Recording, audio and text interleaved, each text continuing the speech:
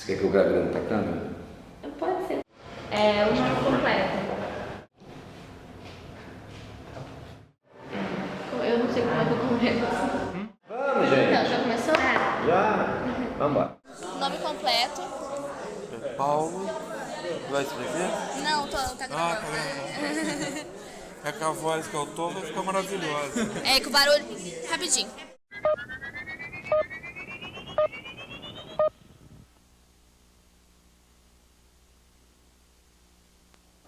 Censura livre.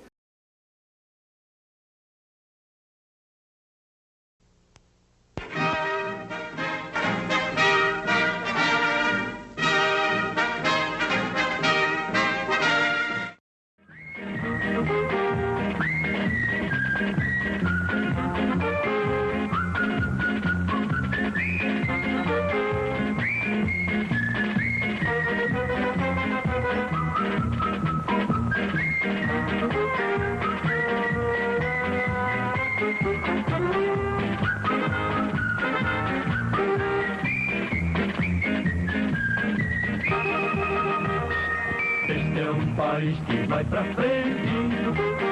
Oh, oh, oh, oh, oh. E uma gente amiga e tão contente. Oh, oh, oh, oh, oh. Este é um país que vai pra frente. De um povo unido de grande valor.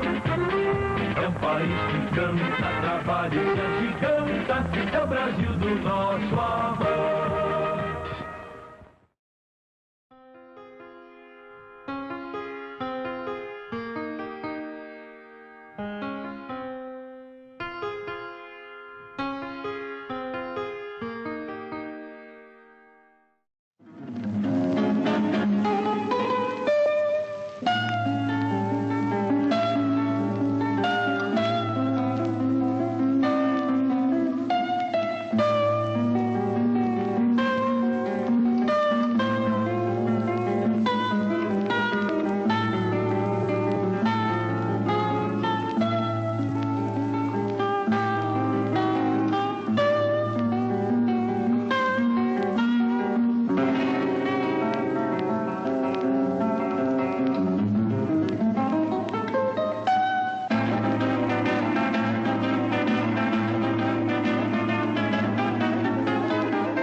Faça você mesmo um catavento verde e amarelo.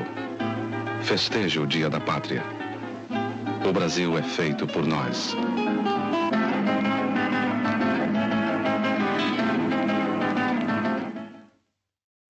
Bom, primeiro, dentro da formação do sistema educacional que foi instituído durante o período militar da ditadura, eu teria condições de processar o Estado, tá? Porque aquele regime de educação que havia naquela época me prejudicou totalmente, tá? Com supressão de matrícula, de matérias como história, colocado educação moral e cívica, estudos sociais, ou seja, eu tive uma formação escolar deficitária por conta da estrutura educacional da época. Mas é isso, tinha uma matéria na faculdade chamada EMC, Estudo Moral e Cívico, acho que é. Estudo da Moral e Civismo, alguma coisa assim. Que era matéria do primeiro semestre, que dava continuidade, então, às matérias, eu diria que ufanistas, as matérias que tentavam desenvolver em você um espírito patriótico, entendeu? De amor à pátria. Eu não acho ruim, muito pelo contrário, mas essas matérias que poderiam ser alvo da discussão política, discussão social, elas nunca foram alvo de discussão. Elas eram, no máximo, uma retratação do que o governo militar queria que fosse introduzido na escola. A sensação que eu tenho é essa. Então o professor tinha uma caderneta, um livro para seguir. Ó, Educação Moral e Cívica, tem um livro. Então você aprendia lá na Educação Moral e Cívica sobre os 3 poderes, aprendia sobre a função de cada um, aprendia uma série de coisas sobre a estrutura e funcionamento. Mas alguém discutia a Constituição com você? Embora a gente não tivesse ainda a Constituição Cidadã de 88, né? Que deu uma revolucionada em termos de Constituição. Mas, apesar disso, as constituições anteriores, né, também tinham direitos preservados. Por que não vamos discutir esses direitos? Por que não vamos dar às pessoas a ideia de como é que funcionava? Então eu percebo que, na verdade, naquele tempo, havia uma necessidade de se exaltar o governo militar, de se exaltar o país, e isso foi feito. E dentro da escola, as aulas que a gente tinha uma aula chamada SPB, né, Organização Social e Política Brasileira, e essa SPB ela era dada para quê? Para trazer os valores cívicos dentro de uma visão da ditadura. Inclusive, você vai encontrar nessa geração um certo problema com relação ao hino nacional e a bandeira brasileira. Por quê? Porque a ditadura militar se apropriou desses símbolos nacionais como símbolos da ditadura, né? Então nós tínhamos um certo questionamento. Uma coisa até engraçada era a Copa, né? Você ficava naquela, torce ou não para a seleção brasileira? Porque torcer para a seleção brasileira significava que o ganho da seleção brasileira seria vantagem política para o governo, né? Um povo feliz é um povo que gosta de tudo que está acontecendo, inclusive da política. E eu não achava isso, hoje, vendo desse ponto de vista meu, professor, eu não acho isso ruim. Porque naquele tempo, as crianças tinham mais amor à pátria, cara. Você ia num desfile de 7 de setembro, estava lá todo mundo desfilando, apesar de ser chato, sua mãe falava assim para você: não, você tem que desfilar, você vai ficar em casa. Por quê? Qual o motivo? Entendeu? Tem que desfilar. Aí os seus pais iam lá para a rua e ficavam lá esperando você passar, entendeu? Aquele desfile militar, aquele regime militar na rua, solta, tá? Mas eu vejo que a gente tinha, por exemplo, semanalmente a hora do hino nacional. Então, normalmente na sexta-feira, a gente ia por pátio, aí hasteava a bandeira, cantava o hino, todo mundo em posição, como tem que ser mesmo, né? Como o protocolo exige, né? No canto do hino.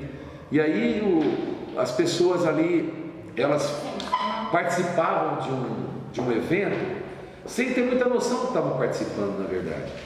Porque existia aquilo ali, mas a gente não entendia muito bem o que estava fazendo. Estou falando de crianças de 10, 11, 12 anos de idade, que não tinham uma preparação política. São longe do conhecimento que vocês têm de política hoje. A gente não tinha acesso a jornal, não tinha acesso a revista, não tinha acesso a livro. A censura, como eu disse, ela foi cruel para o Brasil e para nós que vivemos na época, porque ficou faltando alguma coisa na minha formação, algo que eu poderia ter estudado, um livro que eu poderia ter lido, um filme que eu poderia ter visto, uma música que eu poderia ter ouvido, que poderia fazer diferença na minha formação.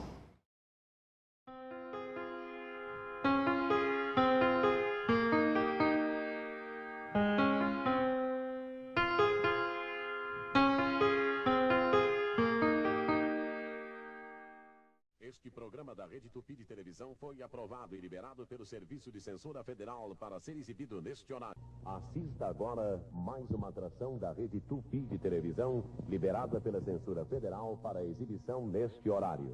Este programa da Rede Tupi de Televisão foi aprovado e liberado pelo Serviço de Censura Federal para ser exibido neste horário. Este programa da Rede Tupi de Televisão foi aprovado e liberado pelo Serviço de Censura Federal para ser exibido neste horário. Atenção, senhores pais. Terminou o horário para menores de 12 anos. A censura era uma coisa engraçada, porque a censura, ela era vendida no Brasil não como uma censura política. Isso é uma coisa interessante a gente observar. A censura, ela era uma censura de costume.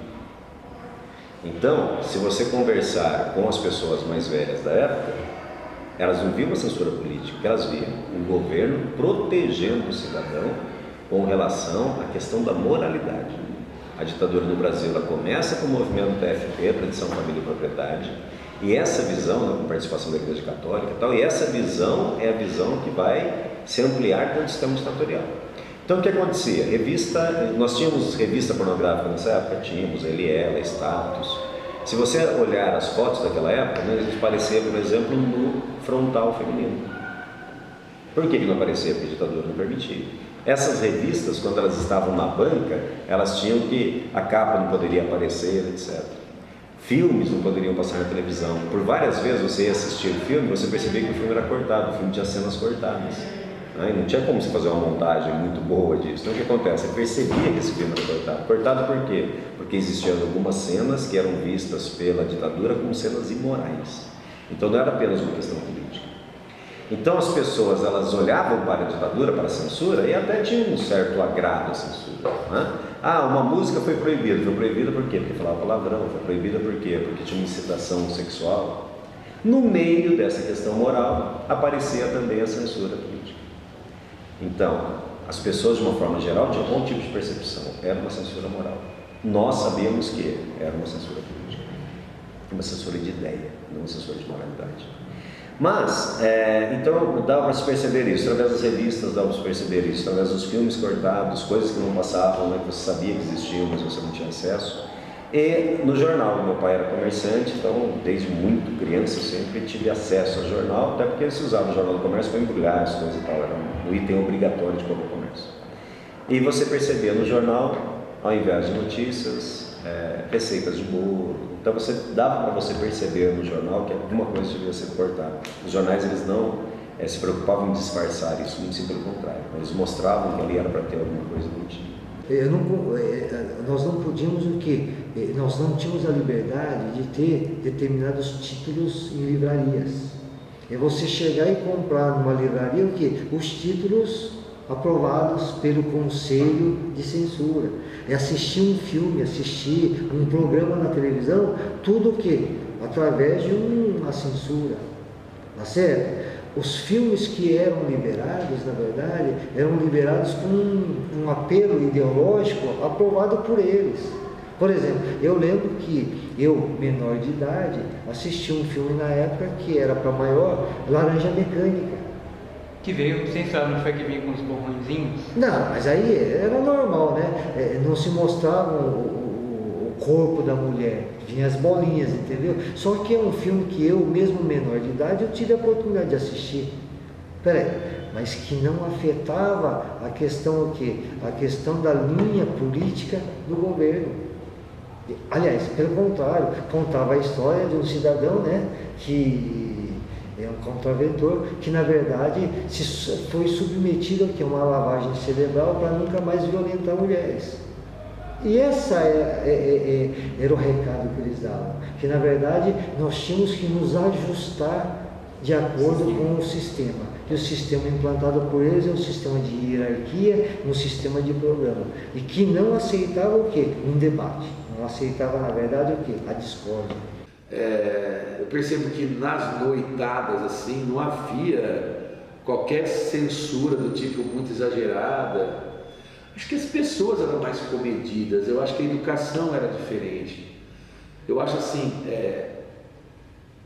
eram valores diferentes, né? A gente passava a ideia, os pais passavam para a gente as ideias um pouco diferentes. Por exemplo, cuidado com o que vão falar de você. Nossa, vai ser vestido desse jeito, entendeu? Você não vai andar com o fulano porque andaram falando que o fulano é viado. Ou você não vai andar com o Beltrano porque falaram que o Beltrano está usando droga. Então existia uma conceituação diferente de vida naquela época, né?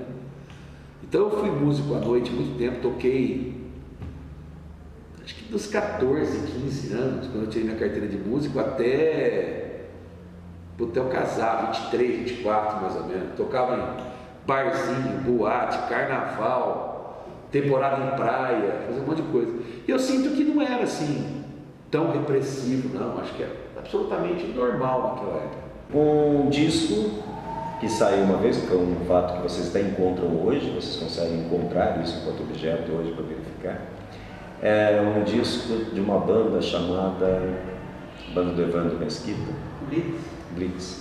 O disco da Blitz teve uma música censurada e o disco era de vinil. Então o que eles fizeram? Eles riscaram, né, como se fosse aparência ali de perto, não era perto, mas aparência ali de perto. Riscado, por quê? Porque ninguém podia ouvir aquela música. Músicas que tinham no disco nunca podiam trocar na rádio, né? Então a censura ela era diversificada, né? Existiam várias formas de censura. Então, tudo isso você percebia muito bem. Toda a população percebia? Não toda, e muita gente achava que era apenas uma ditadura, uma questão moral, e algumas pessoas concordavam, outras não tanto, mas muito pelo aspecto moral, pouca gente tinha essa percepção política. Então você via músicas que você ouvia em disco, você não ouvia em rádio. Então, até para sacanear, a gente ligava na rádio para pedir música e geralmente a gente pedia as músicas que nós sabíamos que era censurado, tá? Mas essa era pura sacanagem que a gente fazia, né, naquele período. Os nossos pais sabiam mais intensamente o que era a ditadura. Nós tínhamos uma participação porque nós éramos atemorizados. Então nós tínhamos medo de que acontecessem coisas porque nós éramos instruídos para não fazer isso ou para não sair na rua, né? Ou às vezes a gente via alguém pichando, não chega perto porque vai preso, quer dizer que nós não tínhamos nem liberdade de expressão.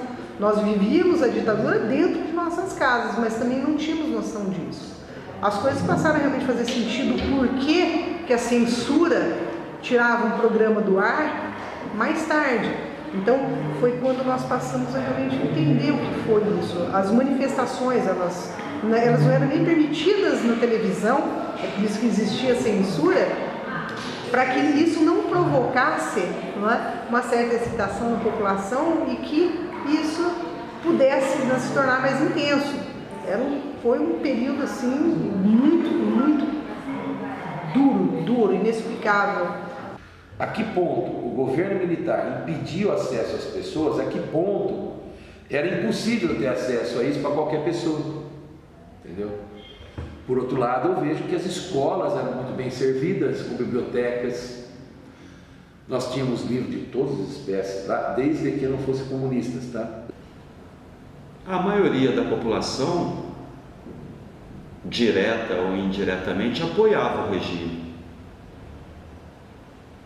E a censura, eu creio que a população era, de certa forma, alienada. Não sabia o que realmente estava acontecendo. Mas muitos brasileiros apoiaram o regime militar, infelizmente. Após a ditadura militar, houve um filme, o Jerusalém Marie. Nós já estávamos no governo civil, que era o governo Sarney, teoricamente democrático, havia sido eleito pelo voto.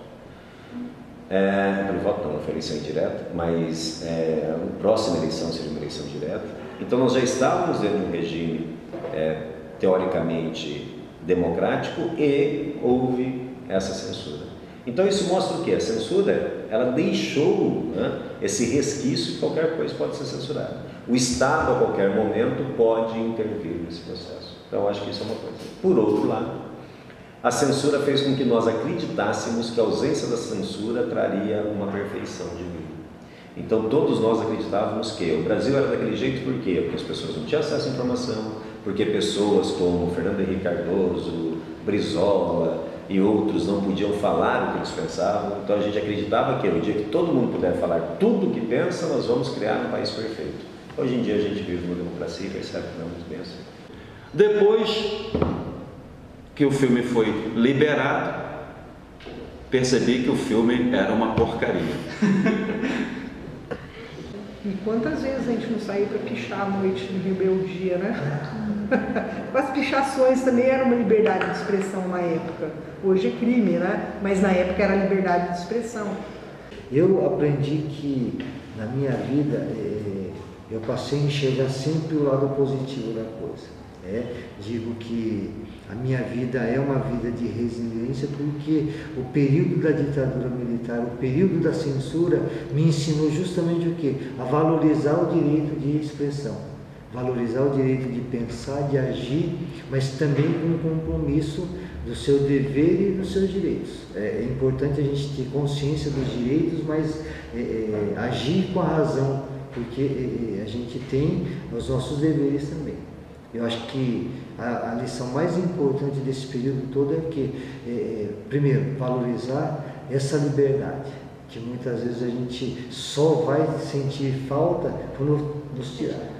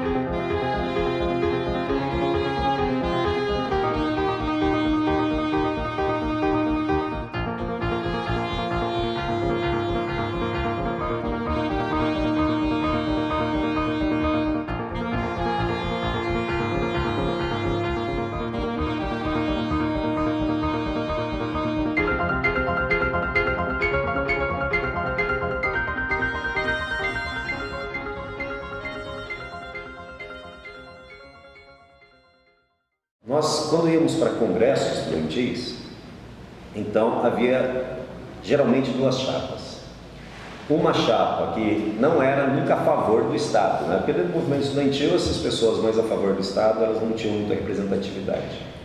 Então existia muita gente infiltrada, mas ninguém que assumisse, sabe? Você não tinha aquela coisa, no meio do congresso, alguém pegando o microfone defendendo o militarismo. Isso não existia.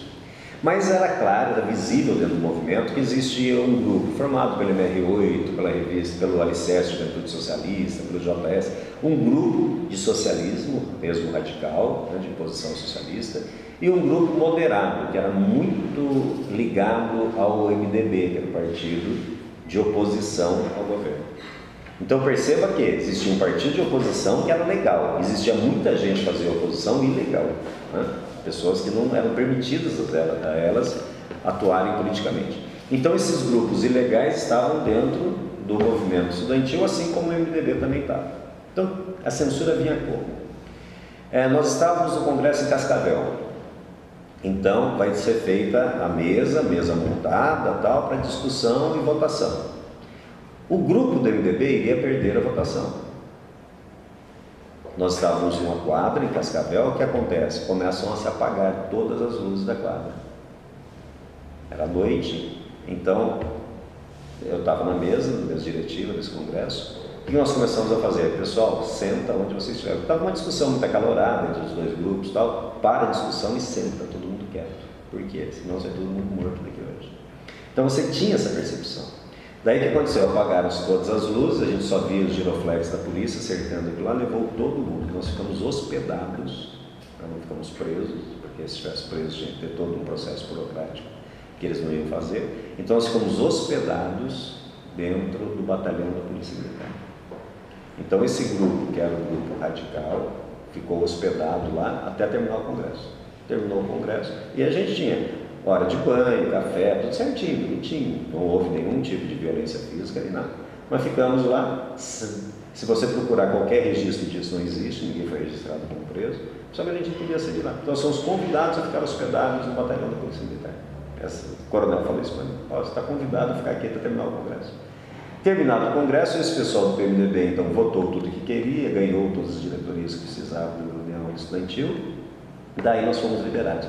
Já vivia, principalmente no ensino médio, já vivia algumas turbulências, digamos assim, entre os estudantes universitários. Na época, a União Nacional dos Estudantes, a UNE, tinha uma força muito grande. E no estado do Paraná nós tínhamos também o movimento secundarista.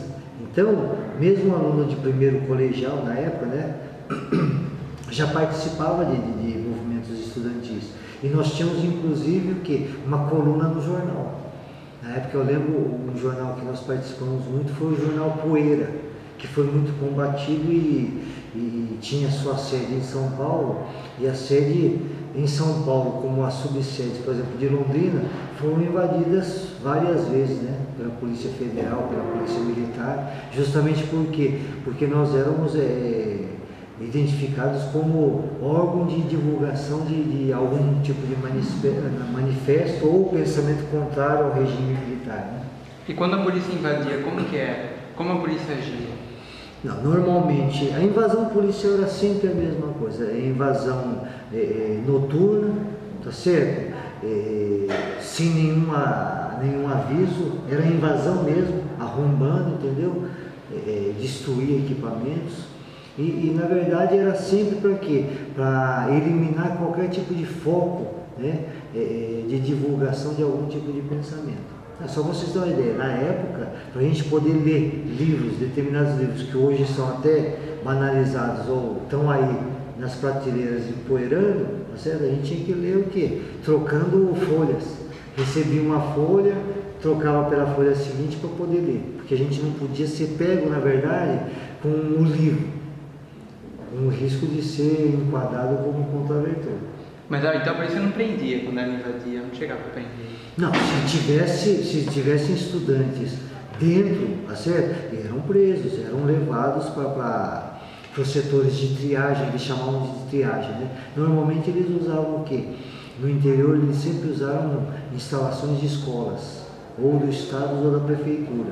E lá é que eles executavam todo o sistema de acariação, né? Que em alguns casos a gente sabe que eram feitas torturas para poder, na verdade, coletar informações, né? Então a apanhar da polícia era normal, ser preso nem sempre, tá certo? Mas passar o medo por essas invasões era contínuo. A tortura era de conhecimento público, então? Era, porém não era divulgado. A imprensa, na verdade, não fazia uma divulgação. É porque você tinha uma opressão.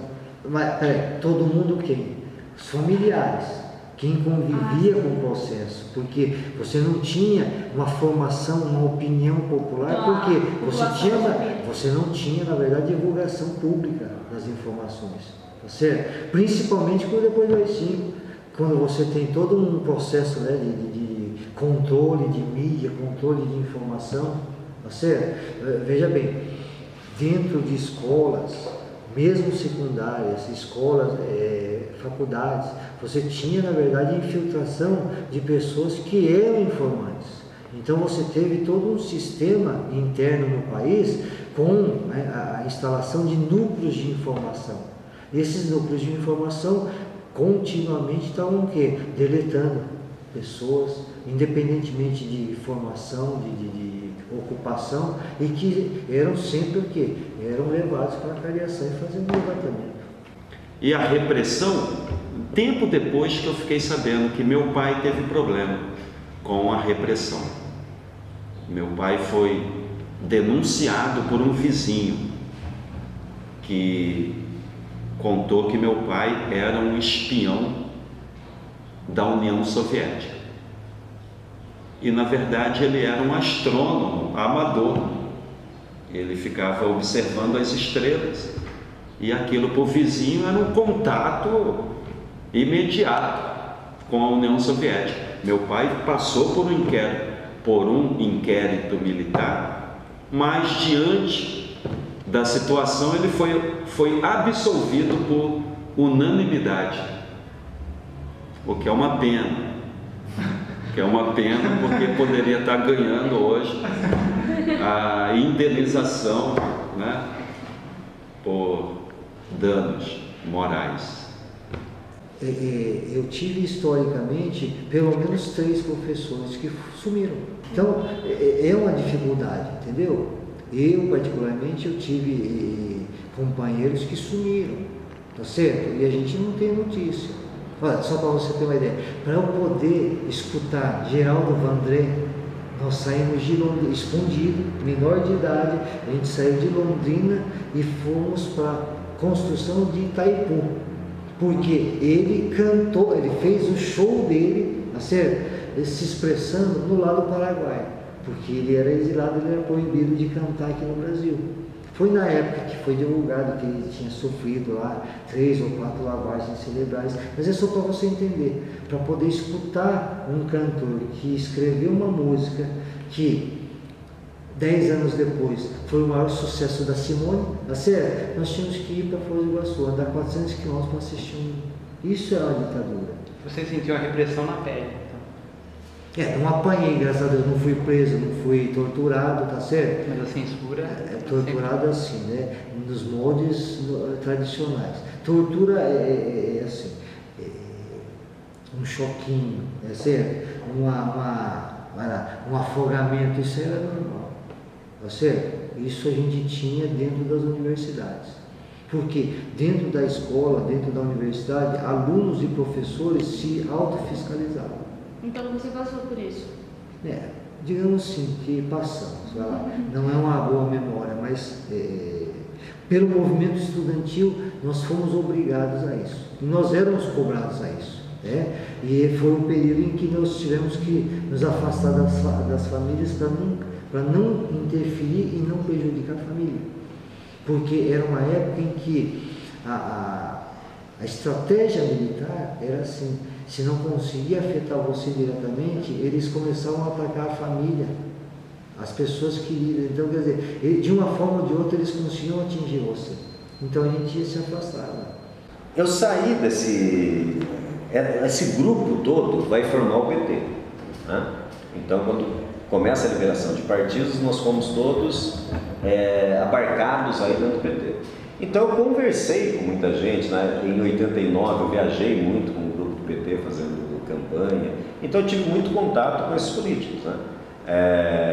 Cheguei a ter contato com Prestes, por exemplo, almoçar com Prestes, o Brizola várias vezes, então eu tive muito contato com esse pessoal. Agora, não era contato íntimo, falar, não, tinha um cara que era amigo meu, frequentava a casa dele, então não cheguei a isso, não, infelizmente. Né? Mas tive contato assim, esses contatos políticos, né, contatos sociais, eu tive com a maioria desse pessoal de esquerda, por força até da intervenção política, tive muito contato.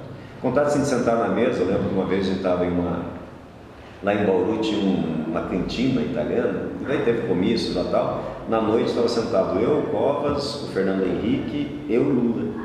É engraçado você imaginar, né, que esses caras sentavam na mesma mesa, comiam, conversavam, batiam papo, eram super amigos. E hoje em dia você vê que eles têm caminhos diferentes. Um foi mais para o centro-esquerda, outro mais para o liberalismo. Digamos assim que eu tive uma proximidade com o já falecido José Richa, que é pai do atual Beto Richa, governador do Paraná. Só que na época, a ser um representante digno de um MDB, na época tinha 2 partidos políticos, a Arena e o MDB, tá certo? Eu tive esse contato com Álvaro Dias, atual senador do Paraná também. Era um movimento MDBista, tá certo? Que era considerado de esquerda, não é isso? Contra a Arena, que era o do governo federal, tá certo? Posteriormente, eu nunca tive um envolvimento político partidário.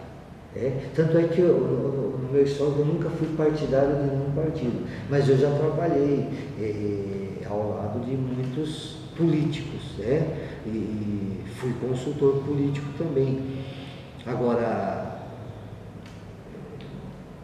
na época da repressão, eu acho que, na verdade, a gente queria que a liberdade de expressão, tá certo? E como eu nasci depois, nós não tínhamos o histórico de Woodstock, mas nós queríamos, na verdade, essa liberdade, poder se reunir num espaço aberto e poder debater o quê? A vida, a qualidade de vida da gente, e poder escutar a nossa música, tá certo? Então, é muito diferente daquela teoria do sexo, droga e rock and roll. Na verdade, nós queremos o quê? Poder de pensar, de falar e de poder agir. E a gente não teve nesse período todo. Aliás, até hoje, eu acho que, mesmo que a gente tivesse, a gente não saberia lidar com isso. Nós aprendemos a cobrar, mas nós não aprendemos a usufruir dessa liberdade. Na época, ou seja, em 1980, tá, eu me filiei ao Partido Comunista do Brasil, que na época esse partido, logicamente, que ele era proibido, ele era censurado. Então nós tínhamos nossas reuniões, né, nós tínhamos planejamento de movimento, só que de 80 para o final da ditadura, não é? O próprio regime já estava mais ou menos enfraquecido. Então, nesse caso, a gente sentia mais a repressão policial pela formação da polícia, tá? Que era uma polícia truculenta. Então, por causa disso, vira e mexe, a gente saía para a rua e levava tapão na cabeça de polícia, tá? Mas sem culpa no cartório. Às vezes, nos colocavam dentro do carro e levavam até a porta de casa. Várias vezes.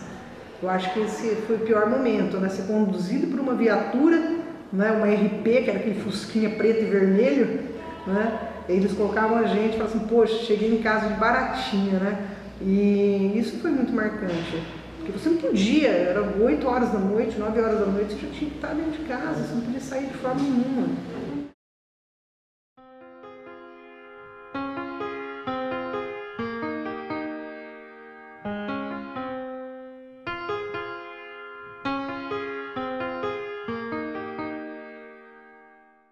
Cruzeiros Velhos.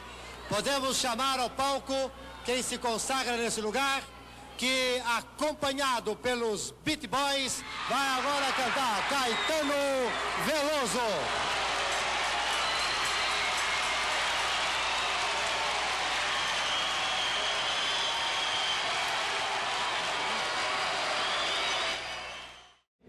Tropicália Música, né? Os músicos que foram exilados. Então são músicas que realmente traziam mensagens para despertar a população. Então esse momento foi assim, muito marcante. São músicas que até hoje, assim, puxa vida, e na época eles já mostravam pra gente o que era. Quantos cantores exilados, não?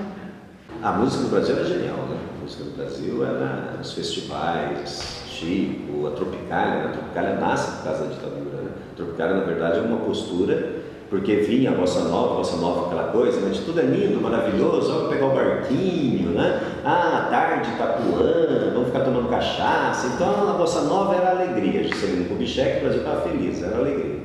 Daí vem a ditadura militar, nós ficamos cinzentos, não dá mais para falar que a coisa está legal, não é para falar que vou pegar o barquinho que eu vou namorar lá em Copacabana. Então eu precisava de uma música que, mesmo dentro da censura, mas que se colocasse um contraponto a isso que estava acontecendo. Daí vem a Tropicália.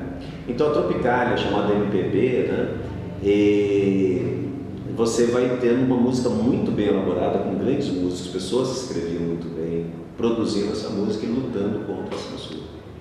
É claro que a censura também fez com que nós,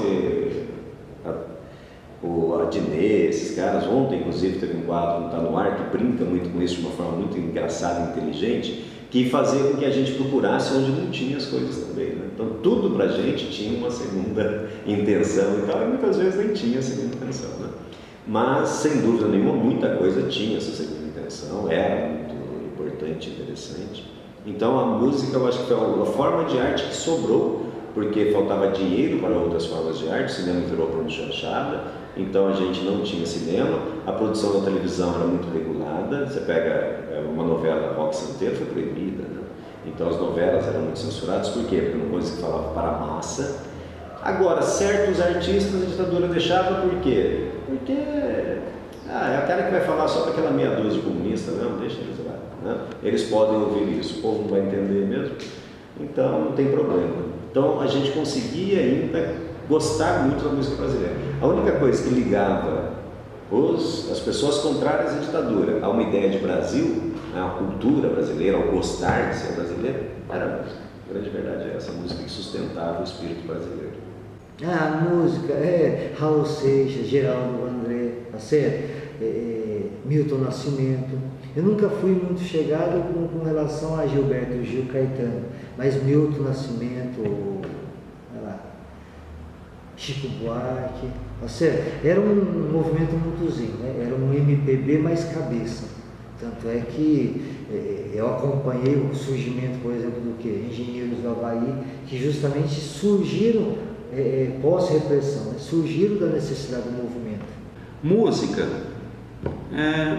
fui abençoado em morar no Rio de Janeiro, terra do samba, mas também a transição aí dos anos 70 para os 80, o rock and roll explodiu no Brasil. Eu gostava de ouvir as bandas do rock and roll, principalmente as nacionais, Ira, Titãs, Ultraje, a Rigor, Legião Urbana, Engenheiros do Havaí. A gente andava com livros ou textos que eram considerados subversivos, nós andávamos com esses textos escondidos, né? Com medo de ser pego, etc. Tá legal? Havia censura por parte de alguns setores e que não deixava a gente ter acesso a determinada literatura, né? Isso acontecia em bibliotecas públicas, por exemplo. Eu tenho livros aí do Che Guevara, as mãos cheias em qualquer livraria, na internet. Quantas pessoas leem? Poucas pessoas leem isso. Nem tem muito interesse. Na minha época, nós éramos obrigados a ler, quase que uma cartilha obrigatória. Por quê? Porque existia uma ditadura militar e nós éramos contra a ditadura. Então, se você era contra a ditadura, obrigatoriamente você tinha que buscar uma outra forma de pensamento. Sinceramente, tudo que era proibido eu lia, certo? Mas a leitura, sim, eu estava comentando inclusive agora, As Veias Abertas da América Latina, é um clássico, né? E da geografia, um livro que vocês encontram hoje, do Yves Lacoste, chamado A Geografia Serve, antes de mais nada, para se fazer a guerra. Era um livro que na época foi proibido e que eu só tive acesso lendo folha por folha, tá certo? Depois da instalação do governo civil, tá certo? Vieram as edições, tá certo? Que eu nunca considerei uma edição legítima porque não tinha a mesma importância que na época, que nos permitia enxergar e tentar o quê? Visualizar um mundo melhor, tá certo? Logicamente sem a ditadura. Bom, a gente via televisão e via Rede Globo, que era porta-voz oficial do governo militar. Mas eu gostava de novelas, programas de humor e seriados, como por exemplo O Bem Amado. Nossa, adorava O Bem Amado, do Dias Gomes. A Globo, ela tinha programas humorísticos. E por que esses programas eram interessantes? Porque eles não podiam fazer uma crítica direta, mas eles faziam uma crítica engraçada. Vou dar um exemplo para você. O Delfim Neto, todo mundo conhece, economista e tal, ele foi ministro da Fazenda no Brasil. Depois ele foi ministro da Agricultura. Então o Jô Soares tinha um quadro, o cara chegava para ele e falava: estamos com crise da produção de pepino. Ele virava para o cara e falava: por que? O pepino está pepinando?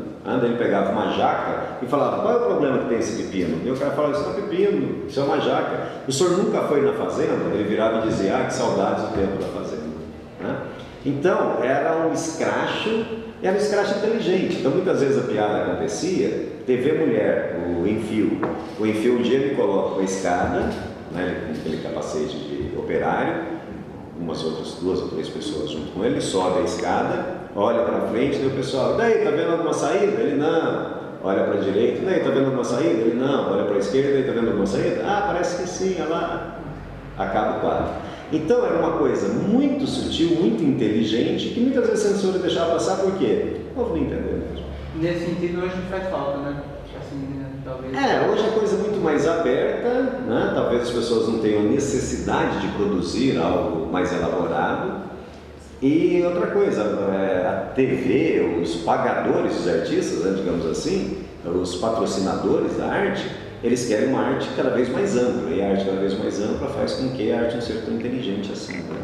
Então, os programas de humorismo hoje, você pega o Zorra Total, é um programa que faz humor político. Eu nunca assisti, mas acredito que faça, né? Tem lá, já vi a Dilma lá algumas vezes. Então deve fazer humor político, mas é um humor muito aberto, tão aberto que você não precisa pensar para fazer, ela acaba ficando chato.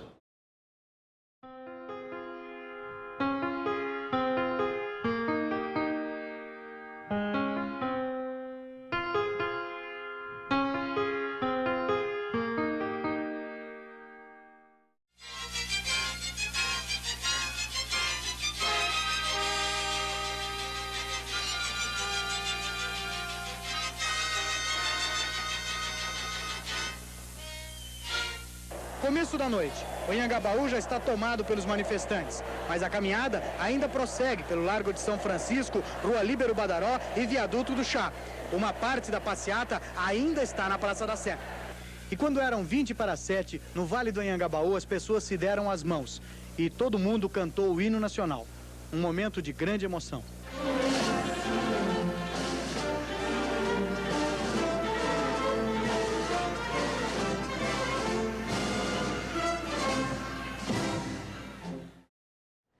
Famosa direta já, que eu participei. Pira, você vai fazer por mesmo sem querer? É verdade. Participei sem saber. Aquela entrevistadora que duvida do Não, mas é de duvidar mesmo, é tão inusitado, né? Eu lembro que minha mãe pediu para eu ir ao centro do Rio de Janeiro. Senão ela nem pediria, se ela soubesse que ia ter um agito, né? Ia mandar um bobinho lá pro Rio. E eu fui pagar uma conta. Ao chegar ao centro do Rio, eu nunca vi tanta gente na minha vida. Milhares de pessoas, né? Depois ficamos sabendo que era mais de 1 milhão. E grupos, né? Não só pessoas, grupos que eu nunca tinha visto. Grupos indígenas, grupos representando minorias, partidos políticos. Eu lembro que eu perguntei para um cidadão, moço, o que está acontecendo? E ele olhou para mim e falou, você está vindo da onde? Eu fui lá da Baixada Fluminense. Ele falou, está acontecendo as diretas já. E para mim aquilo não explicou nada. Bom, a conclusão é que eu, ao voltar para casa sem pagar a conta, ainda apanhei da minha mãe. E até isso é verdade, tá? Tá bom. O que nós não queríamos era viver tudo aquilo que nós passamos, que nós não tínhamos liberdade.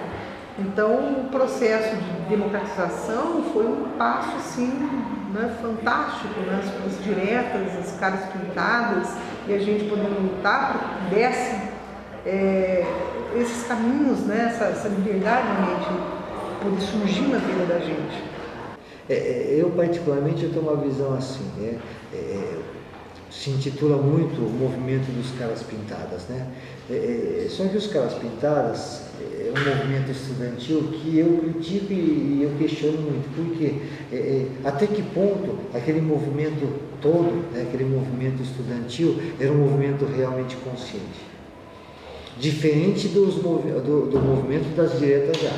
Eu acredito que o movimento das diretas já foi muito mais politizado, foi muito mais organizado, tá certo? Agora, a partir do movimento estudantil até propriamente o impeachment do Collor, dos caras pintadas, nós começamos a ter o quê? Uma evolução na participação estudantil de massa, tá certo? Nas ruas, tá certo? Porém, a gente percebia a manipulação, não sei se a percepção era geral ou se era restrita à nossa visão, mas a gente enxergava a manipulação política.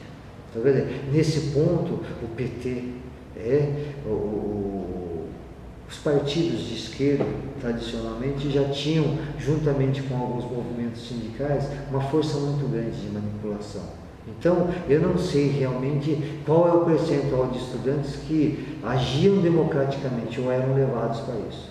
Vamos considerar que, inclusive, nós temos alunos que participavam disso para não ter que ir para aula. Não é? Isso é uma realidade. Então, mas não era a maioria. Agora, aí eu acredito que a grande maioria ia incentivada. E aí o risco da manipulação. Não, quando acabou o regime militar, a sensação não foi de término, porque acabou, mas no lugar entrou o Sarney, o ex-presidente José Sarney, e José Sarney era aliado dos militares, de forma que não ficou a sensação de que aquilo esgotou-se. Eu só percebi mesmo que a democracia veio para ficar quando Fernando Henrique Cardoso foi eleito presidente. Então nem no Collor. Nem no Collor, porque o Collor também apoiou o regime militar. E fora? Então o Itamar não. O Itamar, ele não apoiou o regime militar, mas ele se acovardou integrando a chapa do Collor. Então, não merece o meu crédito. Agora, Fernando Henrique Cardoso não. Foi perseguido pelos militares, foi exilado, voltou ao Brasil e deu início à estabilidade econômica do nosso país. E com a eleição do presidente Lula, em 2002, a democracia se consolidou no Brasil. Mas eu efetivamente começo a perceber que a questão democrática da posição política a gente começou a exercer a partir do governo FHC. Foi quando, na verdade, nós começamos a debater, sabe o quê? A viabilidade do processo de privatizações. Quando a gente começou a discutir a viabilidade de determinados projetos políticos ou projetos econômicos. Até então, a gente não sabia viver em democracia, a gente não sabia, na verdade, o que é força de expressão. A gente tinha movimentos sindicais, a gente tinha movimentos pontuais, mas não tinha o que? Uma participação pública. Eu não acho, ali, que houve ainda uma mudança muito radical ao ponto de falar, não, estamos vivendo um Estado democrático de direito. Nós estamos vivendo agora a ditadura lá do B, que é a parte da ditadura mais cruel do que é o período militar, que é o momento da ditadura civil. Porque você não tem ruptura de 85 para cá, você não tem ruptura. O que você tem é continuidade. Tá? Então você tem o período de 64 a 85 que foi dominado por militares, e hoje de 85 até agora é dominado pela gangue civil. Tá? Aliás, fica bem registrado aí que a censura, que a ditadura que nós estamos passando hoje, ela é muito mais cruel que a ditadura de 64 a 85. Naquela época a gente sabia quem era o inimigo, hoje a gente não sabe mais quem é.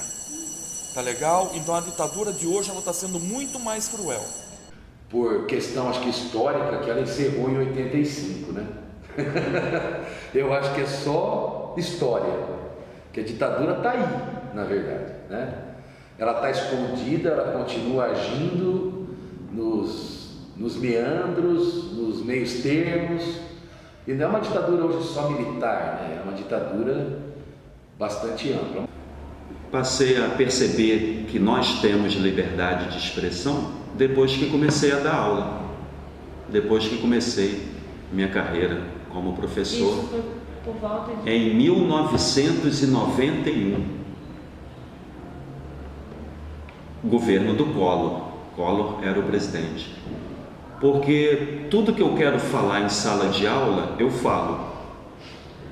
Evidentemente, sempre perseguindo a ética.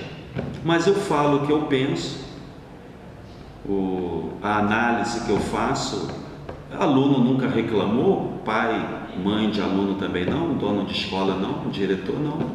Então posso dizer que o país ele tem sim liberdade de expressão e ela já dura algumas décadas.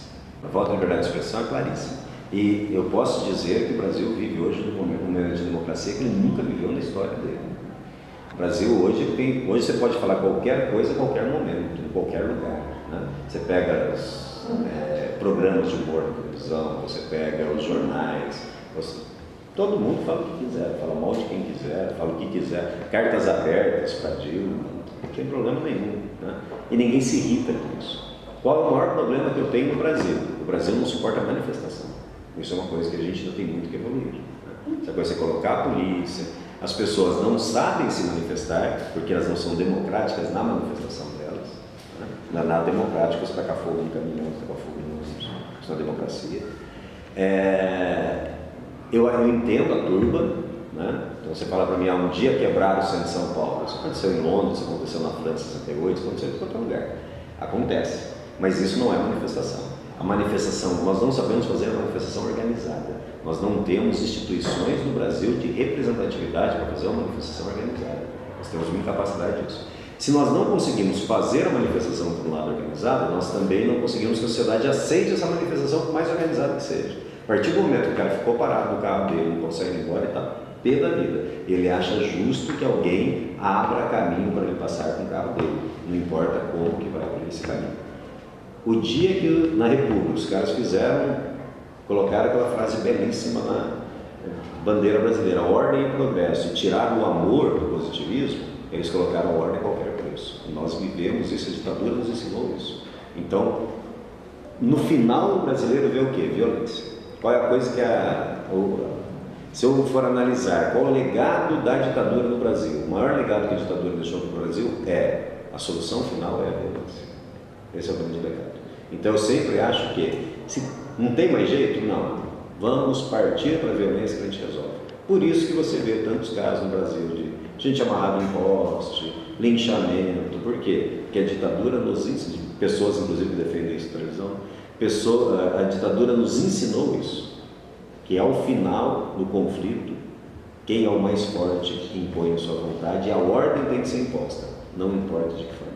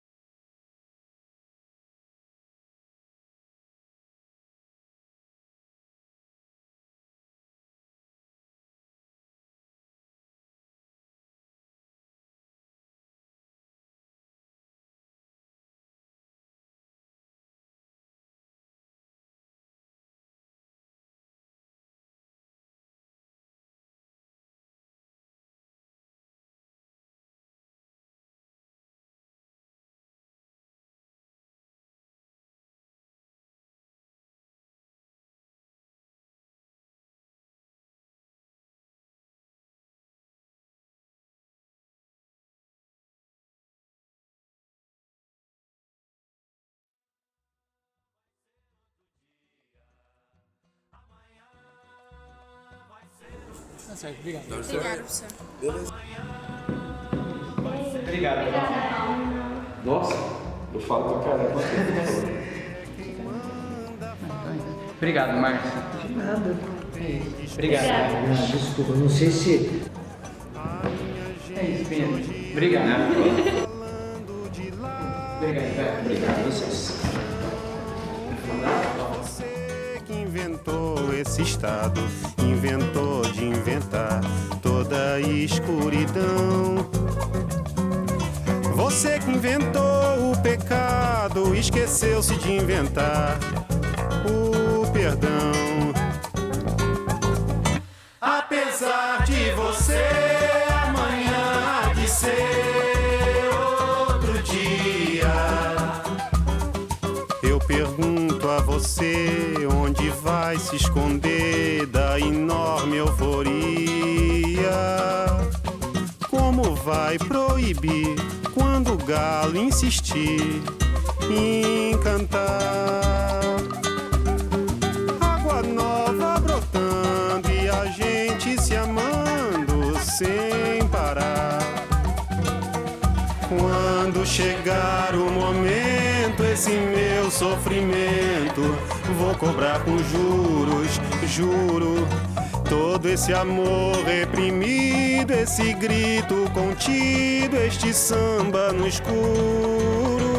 Você que inventou a tristeza, ora tem a fineza de desinventar. Você vai pagar e é dobrado cada lágrima rolada nesse meu penar. Apesar de você, amanhã há de ser outro dia. Ainda pago pra ver o jardim florescer, qual você não queria. Você vai se amargar vendo o dia raiar sem lhe pedir licença. E eu vou morrer de rir que esse dia há de vir antes do que você pensa. Apesar de você, amanhã há de ser outro dia. Você vai ter que ver amanhã renascer e esbanjar poesia. Como vai se explicar vendo o céu clarear de repente, impunemente? Como vai abafar nosso coro a cantar na sua frente? Apesar de você, amanhã há de ser outro dia.